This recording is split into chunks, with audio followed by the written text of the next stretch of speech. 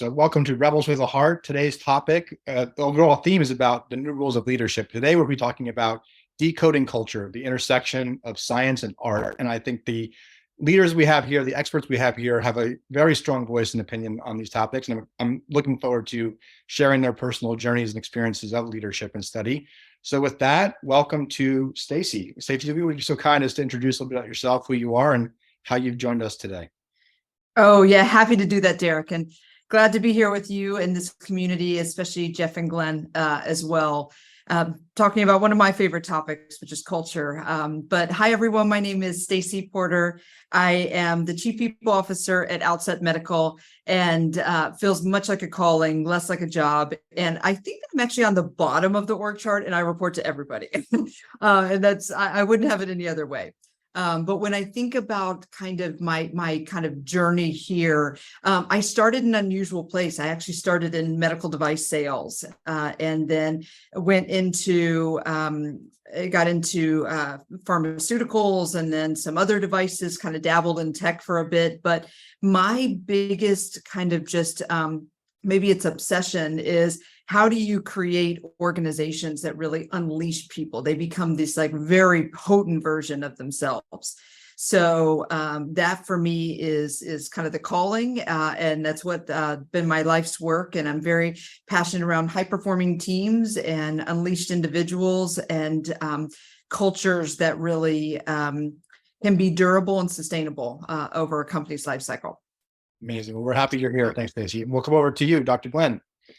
Great. Thank you. Thanks, everyone, for joining us. Really happy to be here. My name is Glen Kreiner. I currently am the Department Chair of Management at the David Eccles School of Business at the University of Utah. But my connection here, why I'm here, is I study things like stigma, mental health, disability, identity, work, family, and have taught topics like culture in organizations for many years. One of the things that I'm really passionate about right now is destigmatizing conversations around mental health and substance use disorder. And I'm on the leadership team for a nationwide campaign to stop the stigma against mental health and substance use disorder. And that is being run partially through the Huntsman Mental Health Institute. They're what we call the backbone organization of this initiative. They're here at the University of Utah.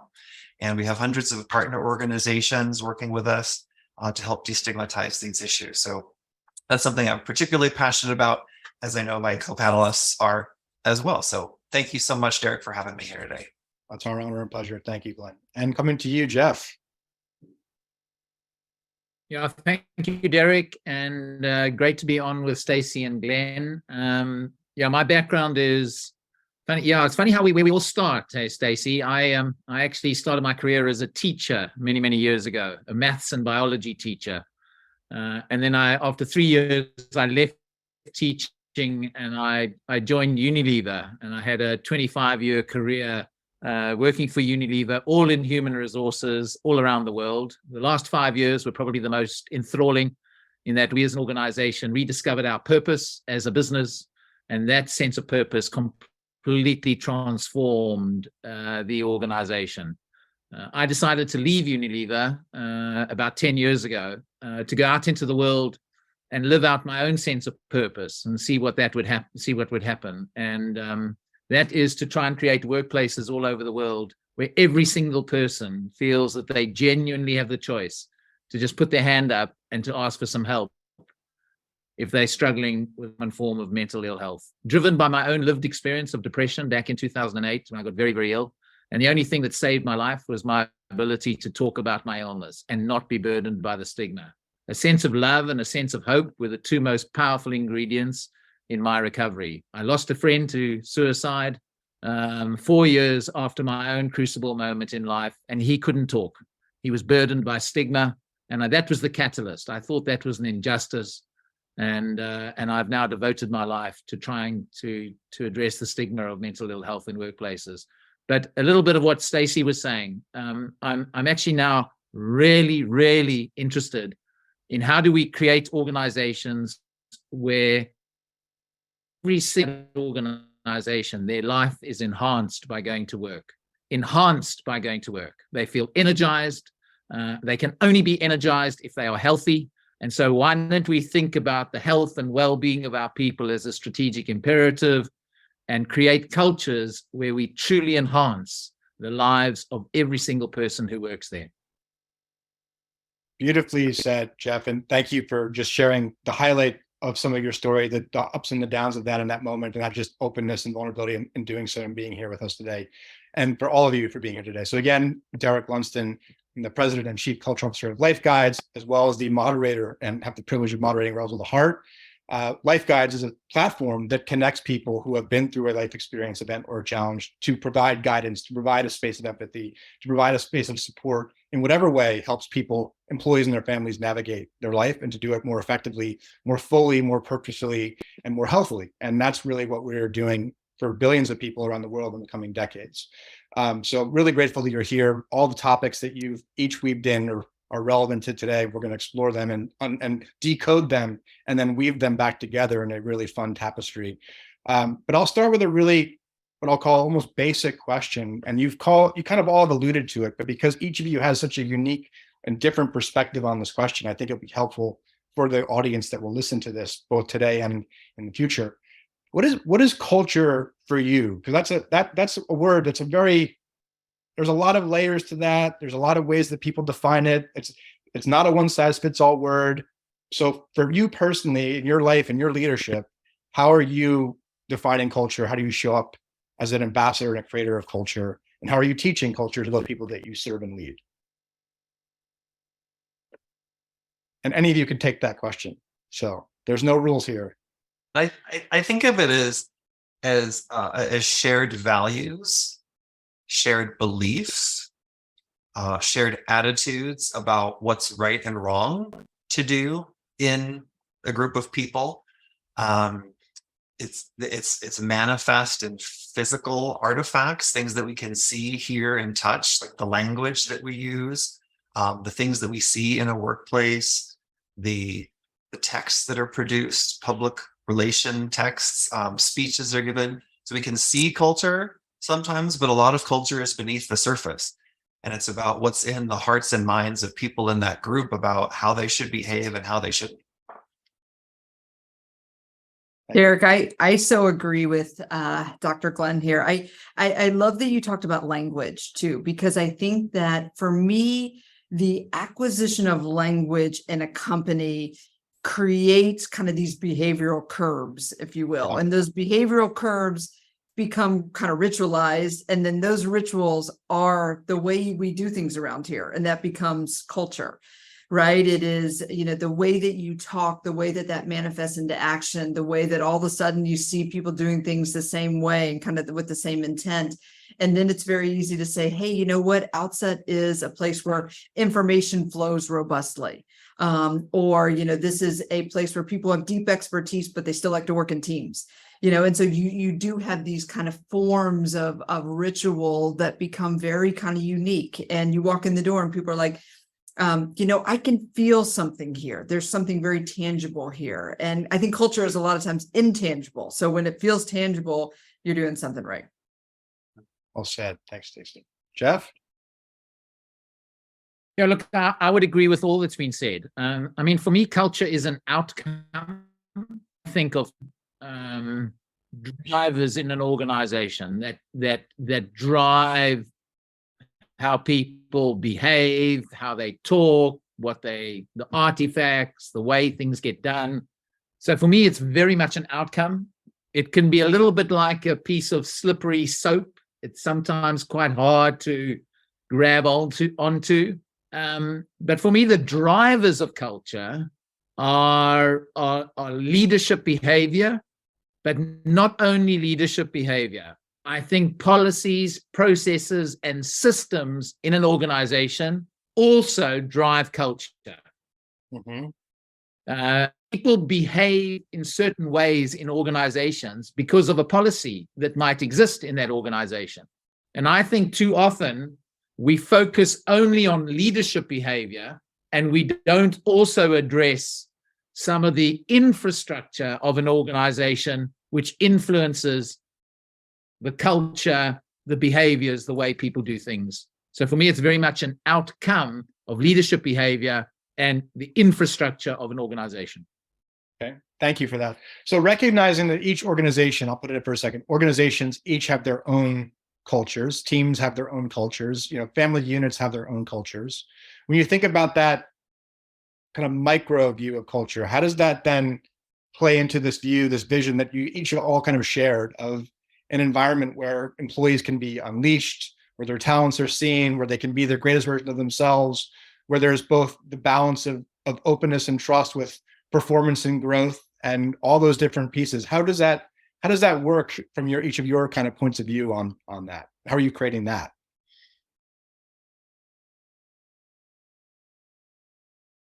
For me, a lot of it is recognizing those things that you're talking about, Derek. We could think of them as subcultures. Yeah. So each part of the organization could have its own subculture, but we are also, each employee is bringing in multiple subcultures, their family culture, their national culture, ethnic culture. So we can think about an organization as actually comprising lots of subcultures in addition to an overarching culture. So then the question becomes, how do we get those subcultures to talk about similarities and differences, and then manage those similarities and differences? And I actually think for a lot of organizations, one of the biggest problems is not recognizing the existence of subcultures, or thinking that subcultures are bad, right? That we all have to be on the same page about everything. And that really just stifles the creativity. It stifles the psychological safety. So it's kind of like this tension between, well, yes, we want to be on the same page around certain core values. That's the strong part of an organizational culture we want. But we also want to celebrate the subcultures throughout the organization and what they can be bringing to each other and to the overall organization. So it's balancing a tension between that overarching united vision and other subcultures. Well, I would say diversity is basically what you're just describing. That's truly diversity. Subcultures and the embracing of that, aligned around common mission, common values, is the epitome of belonging and true inclusion and true access and true. So anyway, I wanted to just acknowledge that for a moment. Thanks, Glenn. I would go, Derek, I'd go one step further. I think it goes beyond just mission and values. Thank you. And I think very few organizations have truly answered this question. Why do they do what they do? Beyond wanting to grow and be profitable. And so for me, the highest form of an alignment and creating a culture must be aligned to the answer to that question. Why do we do what we do? Which is a sense of purpose, a sense of meaning. So vision for me is kind of what might this look like in the next 10 years? What's the top of the mountain look like? Mission might be how we're going to kind of get there. What are we going to do? How are we going to go about achieving that vision? But why are we doing it? And that sense of purpose, that greater sense of meaning, I think is a critical, I think that should be the starting point in helping to either define or redefine the culture of an organization. Derek, I really like what these two have said, especially just kind of talking about, those guiding points around kind of mission and values, but then also really like, why do we exist? Why does this team exist? And you know what, to just kind of think about it from our lens, there are also things that we want to manifest, right? Like if we say we want to have decentralized decision-making, then you have to have robust information flow. If you say you want to be a hybrid work environment, you have to have really good managers who can translate strategy into work. So you almost have to work backwards a lot of times. And I think that that's the work that I find fascinating, right? Like if you're going to move a culture like 1 foot forward and you're going to manifest a new behavior, then what do you have to do to get there? And I think for us, that's been really by design, not default. Like we are designing our culture all the time. And I'll give you an example. One of the things that I love about Outset is we just don't stand on ceremony. We're raw, Yeah. we're scrappy. Our town halls are like the Blair Witch Project. I mean, they are like not professional at all. They're like shaky camera angles, and like somebody's like, hey, are you going to share slides, or I'm going to share slides? Like, it is not polished, but we don't want to be polished. We're not trying to kind of have these totems of success. We're trying to like work forward and work fast and work thoughtfully, but we're not trying to get like engaged in some of these trappings. And frankly, we don't have time. Yeah. And so there are ways that culture manifests, that kind of just like edgy, bold, creative, go forward, bias for action, not bias for kind of like, analysis paralysis. And you see it in different rituals, as Dr. Glen said. Love that. So we are all in complete alignment on this. So I'm going to ask a counter question to this, because we read a lot right now about, the shift around healthy cultures and unhealthy cultures, right? I would love to understand your view on this, because arguably a culture is a culture. There's, it's whatever the agreements that are being made between various constituencies are, right? If you're agreeing to be part of that, you're in some ways accepting or creating that. Or not, right? That's the choice we all have as people and as members of teams. So as we talk about this idea of culture, and we think about, again, healthy versus unhealthy cultures, or healthy and unhealthy behaviors, and we're going through a significant shift in how we work and how we interact and how we communicate, and frankly, what we value as businesses or as a business community. You could make the case when you look at the why we exist beyond just making money. How is that shifting your personal view around what makes a healthy versus unhealthy culture? What is your view on this topic broadly? There's a few questions there, but I'd love to kind of just have you riff on that a bit from your different lenses on this topic. Well, and maybe I'll just share an example. It's a little bit controversial, but we have a very unique thought around diversity. Like and I think that Glen and Geoff can appreciate this. We're small, we're fledgling, we're like taking these hills. Like, we are in our industry really kind of a disruptive technology. So our whole thought around diversity is common ground with our people, not divided voices. So we don't have any ERG groups because ERG groups have oftentimes cross purposes and very unique needs. And for us, we're too small for that. We're too fledgling for that. We really have got to have focused attention. So there are things I think that sometimes companies do to create this sense of belonging, and sometimes can actually be divided or maybe take away energy from a common ground purpose. And that's really important for us. So I think we think about, we diversity just it is our expectation. Inclusion is our choice and kind of how we design ourselves. But there are things that we do differently that may feel faddish in a way, but they don't serve our culture. Mm-hmm. And I think with cultures, this is a Staceyism, is that you can't be nostalgic about them. Like, if the business needs to change, that culture needs to change.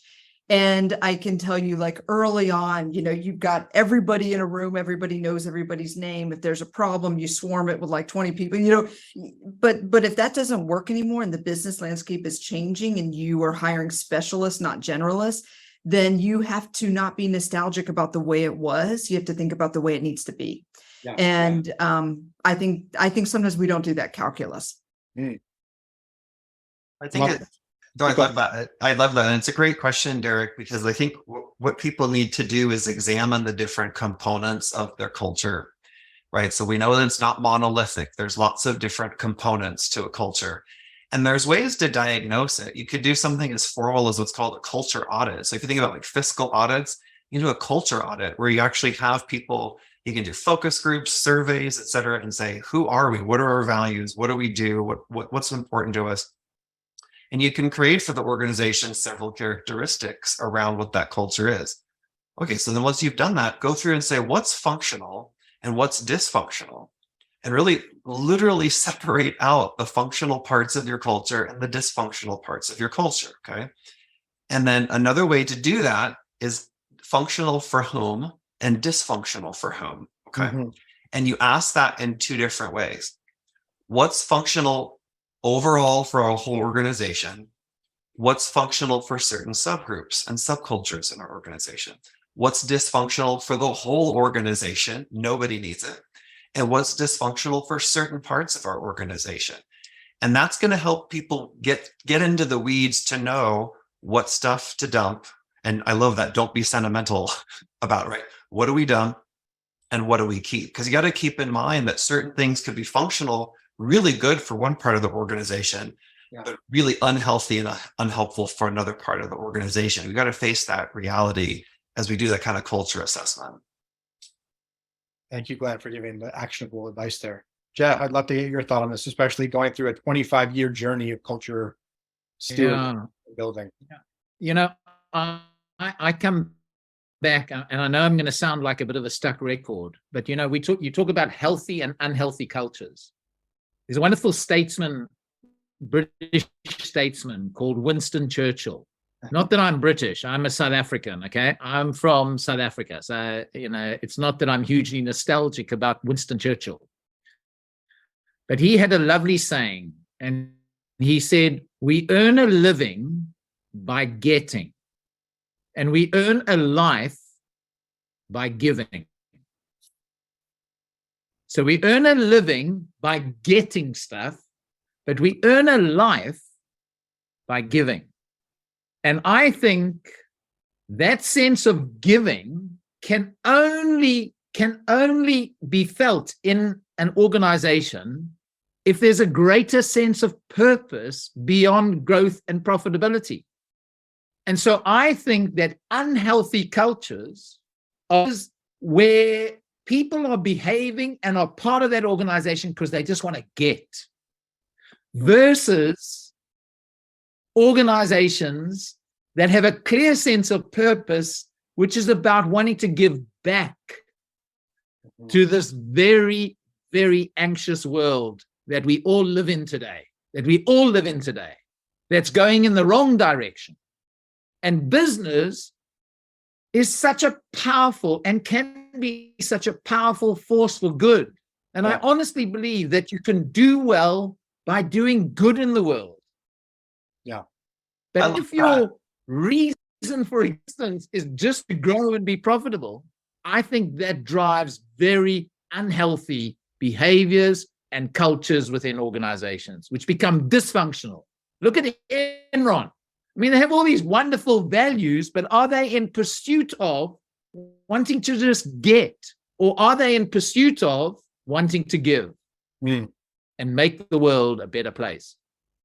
I love that. The words that come to mind when you're explaining that, Geoff, are transactional versus transformational, right? And I think we can just picture each of these types of cultures, the ones where people are just like, well, what am I getting out of this, right? We show up, we do our thing, we make the money, we move on. And the whole vibe of the place is very transactional, right? And that is so different than a transformational type of culture where there's a sense of purpose, there's a sense of improving people's lives or society or a pocket of society that needs help. And that difference between transactional and transformational makes a huge difference in how people show up to work. They're way more willing to go above and beyond their job description in a transformational place. I'll give you a quick vignette. This is funny that you're talking about this theme, Geoff, because just yesterday, we were taking our youngest child was checking in, going into the dorms. Okay, so he's going off to college. And as we were walking out, there's this big sign and it says something like, you know, we're here for your transformational educational experience. And I pointed to the sign to my son and I said, all right, you better transform. Okay, like the bar has been raised by the dorm. That's this experiential dorm that you're living in. And I think that workplaces need to be like that too, creating and crafting that culture, reinforcing about transformation. And that can be for the leaders, that can be for the managers, the employees, and the customers, that mindset of change rather than just, well, transaction, I got my check, we deliver the services and goods. Well, and Glenn and Geoff, I have to tell you, I am like we're birds of a feather. Derek picked us for a reason, because, I think we all have a similar sentiment here. And the thing is, and you two know this, so does Derek and our audience, employees have a lot more power these days. Yes. They have a lot more information sources. They can say their company sucks. They can walk out the door in a mass exodus. So before, Geoff, where cultures could be really toxic and they could be really soul sucking and they could not have a sense of purpose, you didn't have the opportunity to move on from that. We kind of had to just stay and exist, even if it was just kind of this terrible experience. Not these days. People can move and have a job offer in 2 weeks. You can say on Glassdoor that your company plays favorites, or they don't know how to prioritize, or there's wasted energy, or the senior leaders don't know what they're doing. I mean, there is a lot of it. There's a different psychological contract with what people want out of work. Guess what? They don't want to have a bad manager. They want a transformational manager, Glen, to your great point. They want somebody who's going to invest in their success and give straight feedback and make sure that work is challenging. So our expectations of companies these days have been brought up significantly, and I think that's positive. Well said. There's so much being explored there with that statement as well, which we're going to come back to. But I want to, on this same topic of health for a moment, since we do have such a deep leveraged network of mental health topics, I want to just talk about that relationship between healthy cultures and what does that mean around mental health in the workplace right now. I know both you, Geoff, and the work that you've done over the last almost 10 years, and you, Glen, with your research, have quite a view around the role of healthy cultures, or unhealthy cultures, mental health. And to your comment, Stacey, where is the responsibility lie for giving people the support that they need? And is that the responsibility of the employer? Back to expectations, where's the agreement here beyond how we optimize for people's well-being, their mental health, as well as the health of an organization and the outcomes, purposeful outcomes we want to achieve beyond just the business outcomes, because it's all interrelated, as we know. So I would like to just invite you to share your thoughts on that topic, or your research for that matter on that topic. Can I kick off on this one? So Derek, I often say to organizations around the world, we spend billions of dollars every single year, everywhere in the world, on health and safety in workplaces. Guess what? All of that money goes to safety.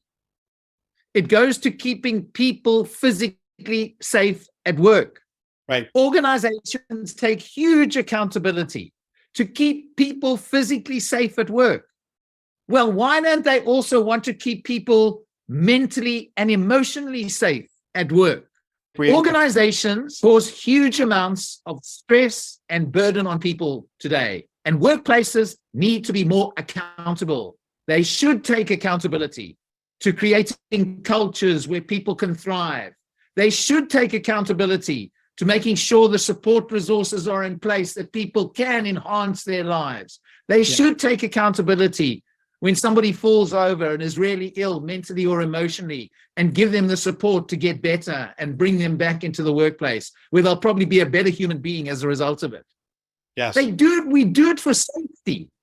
Why don't we do it for people's broader well-being and feel accountable for that? Anyway, let me get off my soapbox. I love the passion. I mean, we're cut from the same cloth. I'm ready in because you're saying everything we need to say, Geoff. So thank you. But yes, absolutely agree with that. And our other panelists, thoughts on this perspective as well as the questions? Yeah, I would definitely agree with what Geoff said. And I think it's a really important question, because if you think about the percentage of workers across the globe who are either currently experiencing a mental health issue or substance use disorder, or who have, or who are likely to in the future, it's a huge percentage of the workforce just out of the starting gate. But then if you say, okay, well, let's add to that workers and managers and leaders who have someone in their very close social network who are experiencing a mental health issue, now we're exponentially increasing the number of people directly affected by this issue. And for so long in society, it's been this sort of sequestered topic almost like cancer was 30 or 40 years ago, that people didn't want to talk about it, or they talk about it in hushed tones. Yeah. So we need to bring it out of the shadow and into the light in ways that are helpful and that don't reinforce stigmas around mental health. So things that leaders can do would be to share information about their own experiences in this space, right? So leaders are shaping the way that people think about what's right to do and what's wrong to do. So if no one at the top talks about mental health or their own journeys, the message that's received by managers and employees is, well, that's not something we talk about here, right? So I personally have experienced anxiety pretty much my whole life to various degrees. I've had experience with seasonal affective disorder my whole adult life, recently diagnosed in my 50s with ADHD. Whoa. So there's a whole bunch of different, like my own stories that I share in the classroom and share with people. And I think it helps to normalize conversations around it. And that's really a big key to it.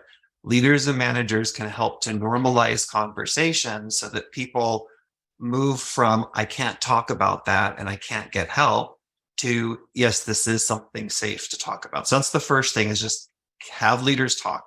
Secondly, leaders and managers and HR professionals can be fostering empathy and providing understanding for people who come to them with disabilities, mental health issues, etc. So ask reasonable questions about it, find out about the appropriate accommodations, work with your HR professionals to get them the reasonable accommodations for their resources. So sort of big picture, talk about it, normalize it, but then on the ground, boots on the ground, let people talk to you and find out what accommodations can be made for them. Yeah. I'm going to dig into that. Go ahead, Stacey, please. No. I first of all, I love that I'm in a classroom right now because I'm learning so much from these two and you, Derek. I think for me, I really agree with what Geoff said around, hey, you know what, if we're watching out for our worker safety, our employee safety, doesn't that include the whole person? Absolutely. And I love what Dr. Glen said about, like, hey, do we start to normalize and have stories about struggle, or have stories about, you know, challenges that we're having with mental health or physical health, or just kind of productivity in general? Yes. I think when leaders do that, they create an atmosphere where people can speak up and they can work ideas into the organization, and they can be transparent without feeling like somebody's going to be like, did you hear what she said? Oh my God, she's got, you know, this issue. Let's see if, you know, does it play out in her work? Yeah. What I will tell you, I think differently about, though, is boundaries are personal. And I do not expect my company to manage my boundaries.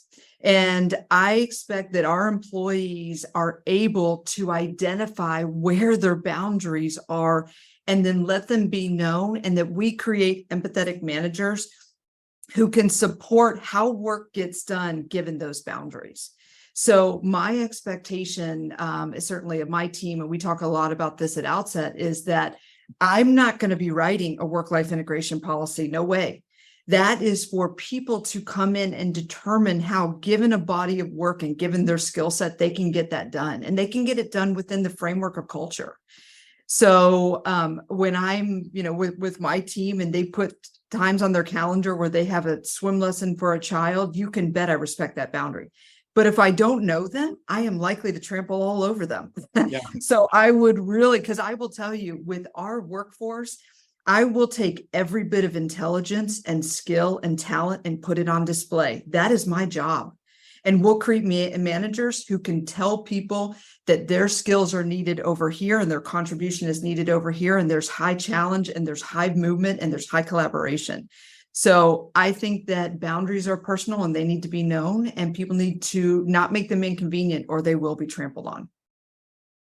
See, this is where we're getting to the heart of this conversation right now, which is this is why this is like such a complicated topic. I think to implement the idea of mental health support and emotional resource in the workplace, because of this exact conversation, because we have different views on how we do it. So, because I agree, obviously, what we do, we offer support and resources to make this available to people, and I agree that there's a huge onus on personal responsibility to share and to open up and to learn. I think that's one of the important things. I think to your points, what I've observed, at least, Stacey, some people don't even know their boundaries effectively. Because come back for a moment, Geoff, to your comment.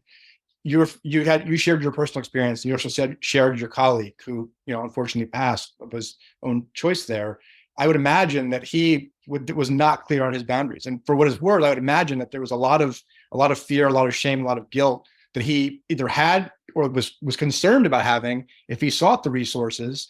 And so balancing that and more importantly, teaching for that. So back to empathetic managers, back to equipping people and teaching people how to, because this is a very complicated topic. There's a lot of, it's the emotional and the mental and the heartfulness all together. And there's a societal conditioning that we have and the workplace that is changing right now.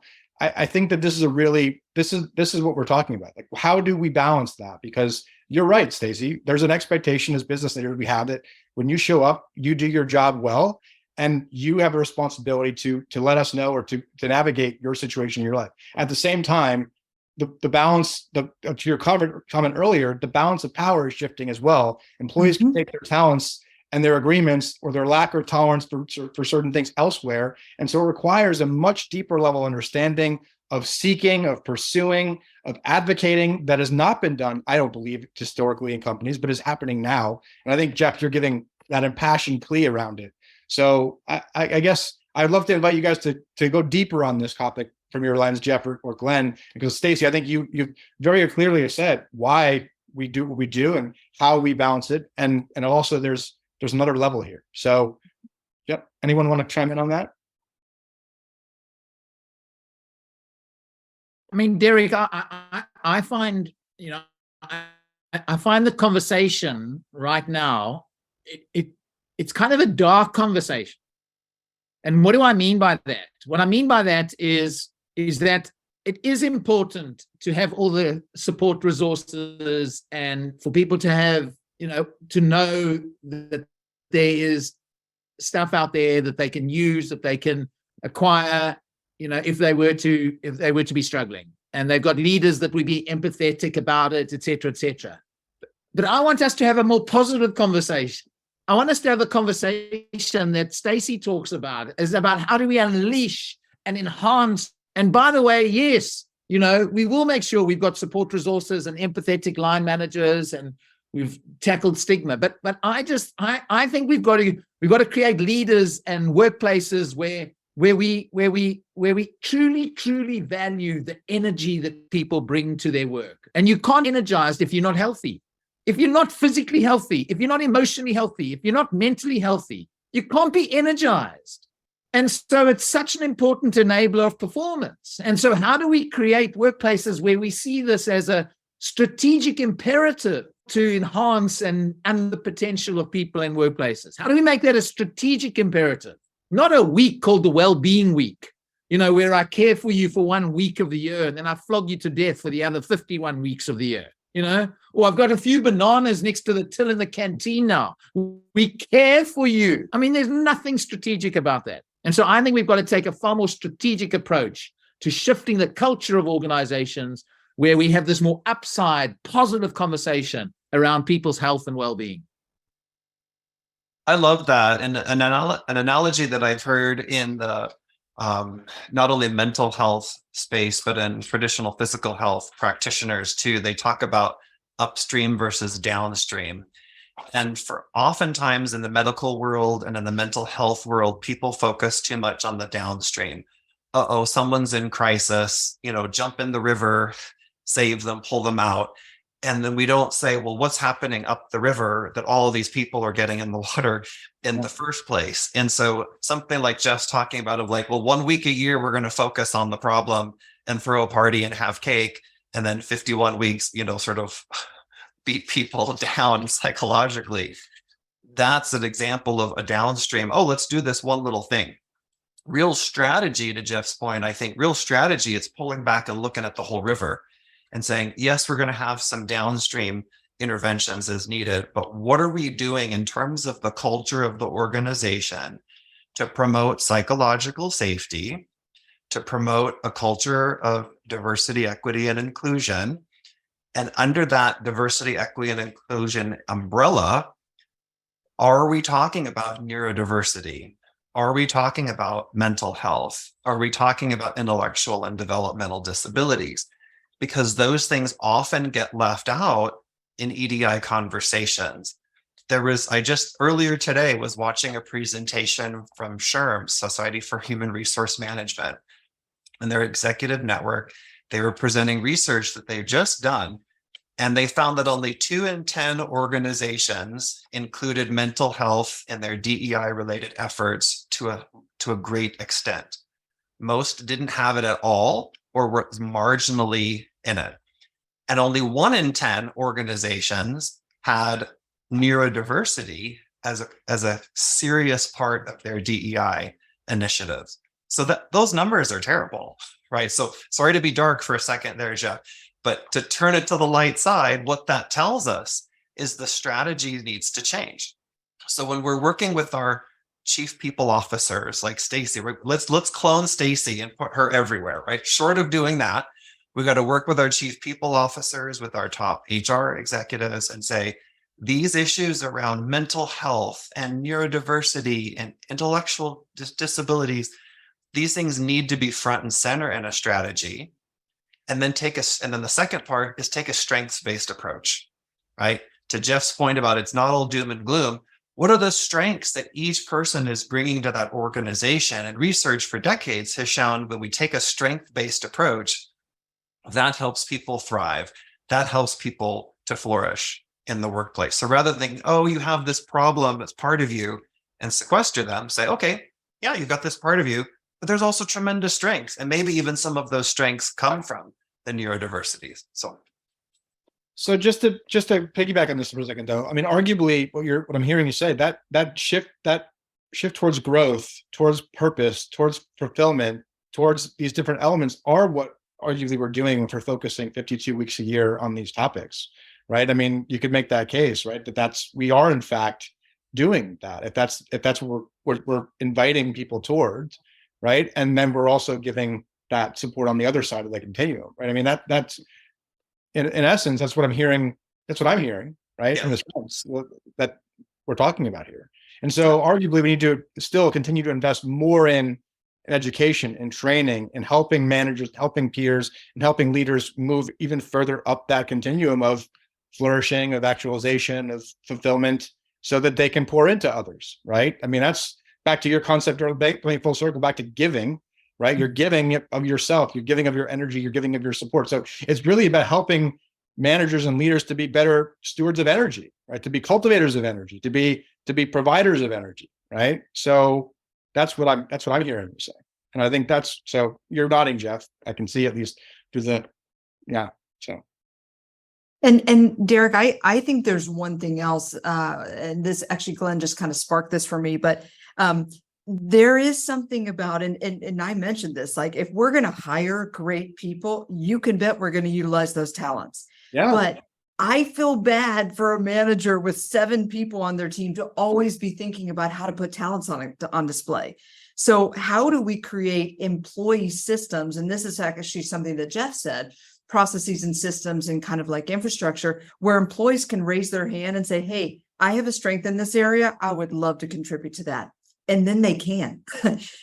We don't organize that way. Organizations never organize that way. They put in a management structure, unless there's Zappos, and then you work in circles and nobody reports to anybody. But if you have a management structure, we put in managers who their goal then is to kind of point people into the right direction and match talent with opportunity. What we don't often organize around is the ability for employees to say, I see something over there that I can contribute to. You guys said it was important. Can I make my way over there? Can I go where the work is? That actually, to Dr. Glen's point, is if I have neurodiversity, but I've got a real strength around objectivity or something that I can lend to, a cause over here, and I can say, hey, I can help you guys with that. Do I have a path? Can I get there? Does somebody stand in my way? Does somebody have to green light it? Is it a personal action notice that needs 5 approvers? I mean, how do we create paths? And one of the things we did at Outset in 2022 is we created this great management program. And part of what we did is we said, hey, why do leadership development programs totally suck and they're terrible and they don't ever achieve their potential? And how do you design the opposite? And what we designed was really not for managers. It was for that employee at the end who we wanted to be engaged with somebody who was their leader, manager, supervisor, whatever term you want to use. And they were conversationally competent. They were conversationally competent to talk about what work was important, how that person was doing on the work that was important, and where they can grow and where they can go in that organization. That's all we cared about. And by the way, if you can see behind me, you realize I bought into the $3 billion business book industry. Have a lot of models of leadership back here, but who cares about that? The end goal is employees, right? Managers are a conduit. Well said, Stacey. Gentlemen, anything you want to comment on any of that? Well, I'm a fan of everything that's been said, and something that I keep thinking about bringing some of these comments together is the need for alignment across lots of different things that leaders and managers do. So we've talked about culture, we've talked about policies, we've talked about strategy. Let's just take those three to keep it simple for a second, okay? Those three things need to be aligned. So I sometimes say to my students, like, you need to take your company to a chiropractor and get adjusted and get the spine aligned, right? Just like the chiropractor does, get that spine back in alignment.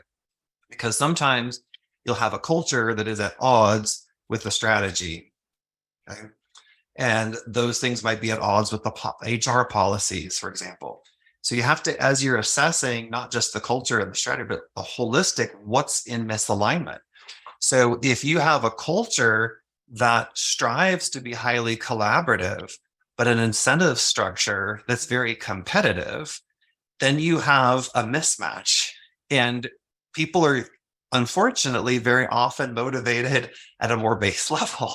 Like, my paycheck is affected by this. I'm going toward competition, which then undoes that goal toward the culture. And then if you think about culture and strategy, there's an HBR article I love, and one of the sentences in it, we talk about it in class, and it says, culture eats strategy for breakfast. And I love that quote, because I think oftentimes, and this is partly our fault in business schools, we're emphasizing strategy, which is great. But if you have a strategic plan that is completely incongruent or largely incongruent with your culture, chances are it's going to fail miserably, right? You've got to figure out the culture, how to address cultural issues before you just do some mechanics around a strategy, because no one's going to implement a strategic plan that is countercultural. That's just the way that it works. So that's something that's come to mind through different threads of our conversation. Yeah, and it's made me think, Derek, and I just want to share this. It's just, I mean, and I've got no real evidence, and I know I've got an academic here in front of me that I'm talking to. So, you should have evidence for everything that you're saying, but I'm just a practitioner, and I've got some lived experience around mental ill health, and I'm trying to do some good. And let me just tell you why I don't think any of this well-being stuff actually sticks in workplaces, because Glen's, what he said really triggered a thought. And I think that there are 4 reasons why it doesn't actually stick. It doesn't become embedded in the culture organization where we want to enhance the lives of people who work for us. The first is it's never a strategic imperative. The second is there's no organization accountability to enhance your health. I'll keep you safe, but I don't have to worry about your health. The third is there's no individual accountability to enhance people's performance, their health. And the fourth is there are often cultural barriers that get in the way of the strategy. So let me give you an example. Don't tell me to go and use a Headspace app if I've got a boss who's bullying me. Sort out some of those cultural issues when I'm in a culture that is 24/7, completely overworked, no control over what I do. And so I think we've got to find a way of putting that all into the melting pot as we go forward in this particular area. And absolutely agree with Glen and Harvard. Culture eats strategy for breakfast every time, every single time. So you can have wonderful strategies, but if you don't address some of the cultural issues, it'll die in the water. No. And I would say to that point, both culture and strategy still come back to that question of why, and the point that you asked, why are we doing this? Why are we enacting the behaviors and policy decisions and team design that we are? Why are we approaching a problem or in a situation where we are? And they are very much intermingled. And I think that part of it, again, a core issue is that in business, we're oftentimes just doing, we're acting and we're doing, and that's part of the design. And we spend little time asking why, right? We're conditioned to act and make decisions quickly, which is part of what we're doing. But to take a step back, to really take a moment to be present, to ask that why, I think is a practice that if we're going forward into leadership, needs to be cultivated more actively, more intentionally, and to provide more time and energy to that, because that's the only way we're going to solve for this, is because we keep acting and acting and acting the speed. We just keep coming back to the same problem over and over again. Right. I think that's really what we're talking. Go ahead, Stacey, you're nodding. So No. I again, birds of a feather. I think one of the things that I really agree with there, Derek, and I think what, we often say, and probably, Geoff and I have experienced this because he's been in a big company and I've worked in bigger companies. You say kind of that magic that you have at a small company, you're not going to be able to hold on to it as you scale. But that is such a pessimistic view. I mean, you can have some really good principles that you say, how can I take this to a culture of 150 to 500 to 1,000 to 2,000 and really hold fast to those? And one of the things, and I'm convinced about this is strongly believed in and not loosely examined, I promise, is the importance of information flow. yes, I think one of the biggest things in organizations is people want to feel they can make a sense of progress. And progress means that you can work autonomously. You have enough information to work autonomously, and you have enough information to work collectively. And when you work collectively, you can make decisions, and those decisions don't get edited. That means people in that organization need to know what's going on. And when organizations focus, and I think we do this really well on information flow, people don't have FOMO. They don't have that fear of missing out on a meeting, or that they weren't on the email thread, or they didn't get the text, or there was a Saturday meeting that they weren't invited to. They've got this joy of missing out because they know that they are supposed to be here and not here, because these people have it and they know what's going on, and they understand what were the input to that meeting, what was the output of that meeting. So it's one of the things that we really design for is information flow. completely agree. I think you're exactly right. That allows, again, someone to take ownership and awareness of where they fit, what they can do, and how they can be culture creators and advocates. It's the single biggest piece of how you cultivate a sense of trust, in my opinion. So, and we live in a world where the information is so freely available now, and that's, I think, but it's also the double-edged sword, Stacey. So because information flows so quickly, people create stories, and that's also where leadership comes into place. Because and it's interesting. I was thinking about what you said about why, and actually Glen and Geoff said this too. Just, for employees to have a sense of purpose, they've got to have a sense of kind of like what's happening. They've got to have clarity, even if it's 6 weeks of clarity, it's still clarity. Yeah. And I was on a call earlier today with two of my team members, and we were in how. We were totally in tactics. And I was like, wait a second, let's take a step back. Why are we doing this?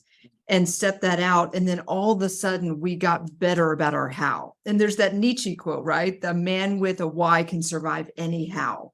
And I think when leaders feel like they can do that, and they trust employees, and they know that information is not going to leak or it's not going to be misused, because 99.9% of employees don't want to come in and screw up at work. They want to come up and progress that enterprise. And so I think it's really important, and we work hard on it. Beautiful. Well, with that, it's hard to believe, but we're at the end of our time already. Thank you to each of you for sharing your time and your rebel heart and spirit with us today, and your insight and wisdom. Thank you to our guests, as always, for joining us, and to all who will watch this on the recording. Welcome officially to the Rebels community, and we appreciate the time and the commitment to leadership here. Have a blessed day, everyone.